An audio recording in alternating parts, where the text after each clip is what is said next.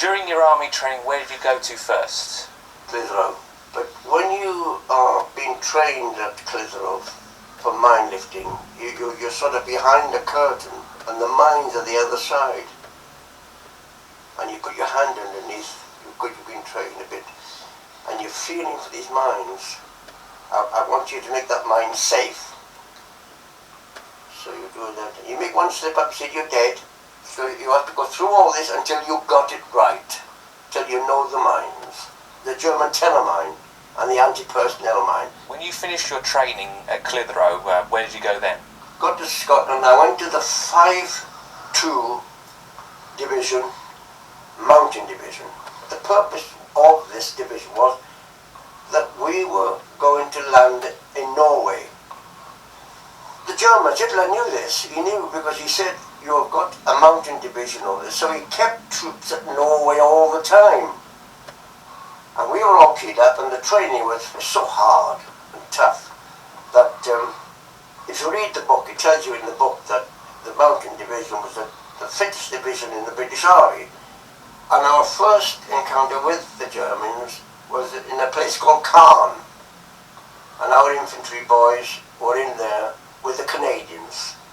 And there was hell to play.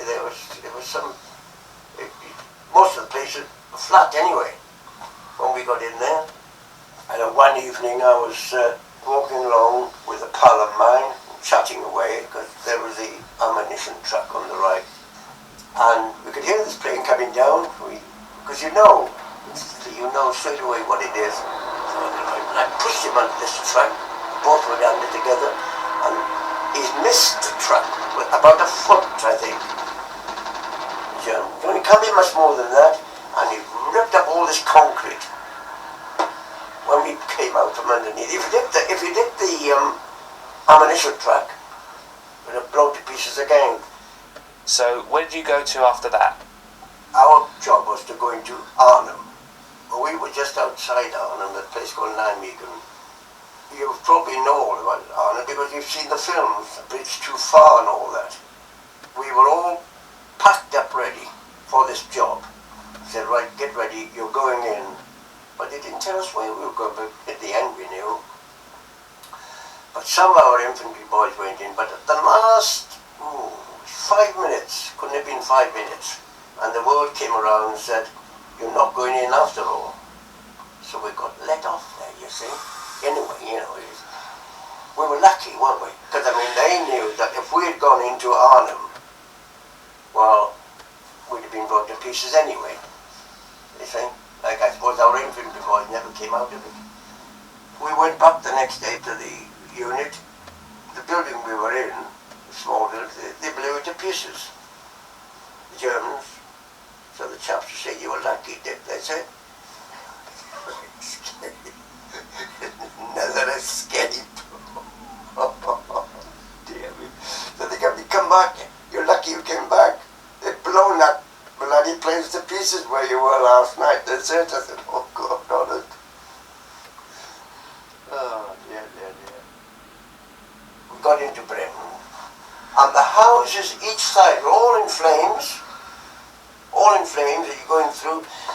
And all the bodies, civilians, because we bombed it, were all lying dead all over the place. Funny enough, the civilians were passing by wasn't taking any notice of them. But that was terrible, I thought. And then, of course, we got settled down, and then the next day, so we had to blow this building up, because we were moving out anyway. So we got all the TNT, explosive, detonators, safety fuse, got that lot, big building, went down the stone to the basement, fixed all the explosive around the pillars and everything else. Right, lads, all out of the way. We set the fuse, nothing happened.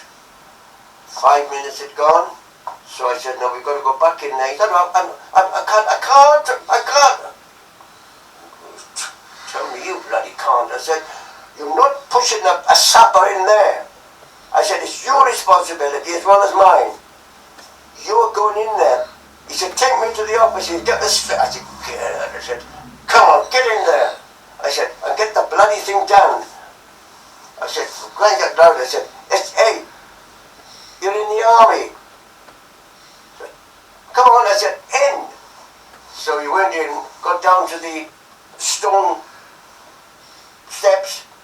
I said, there, look. I said, he's come across a damp patch in the safety fuse.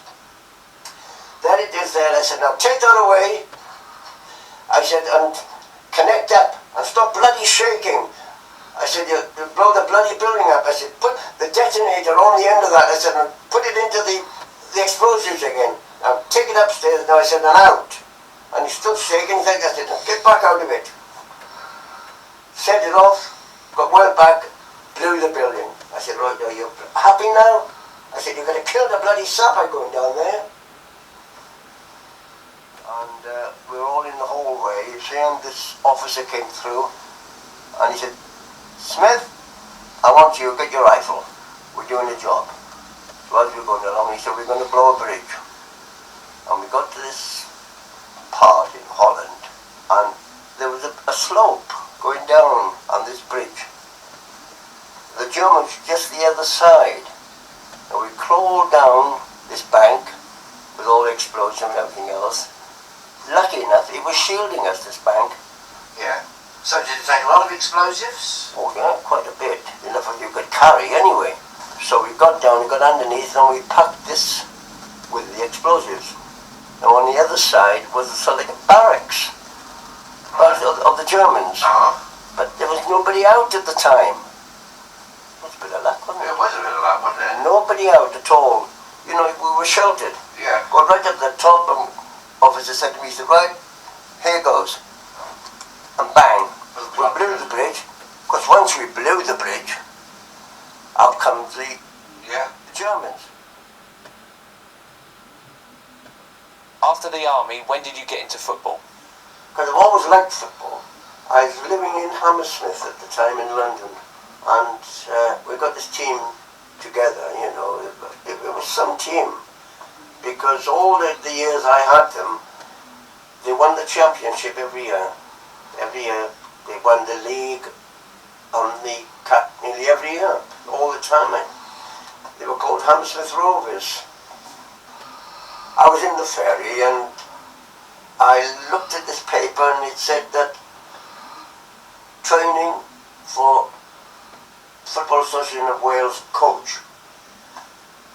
I said, no, then mind, I'd retired. So I thought, oh, well, I'll have a crack at it. I'll have a go anyway. So I went and applied and everything else to become an FA coach of Wales. Well, I did it all and I got through and I passed. I did some coaching down at Swansea, down there in a different place. And then I went from Swansea, I went to Cardiff and managed Westall Morgan in the meantime, you know. And then I found that the back and forth one coaching was a bit much. I said, look, I'll tell you what I'll do. If you don't mind, I'll just do the scouting. I don't do so much now. If there's anything around, I just have a look. And if they're up to it, they're going to be good, man. They have to be very good these days. And then I send them to Cardiff for a trial. I tell you, it's one thing I won't stand for, Ray. I won't, you know, even at my age, I won't stand for any nonsense.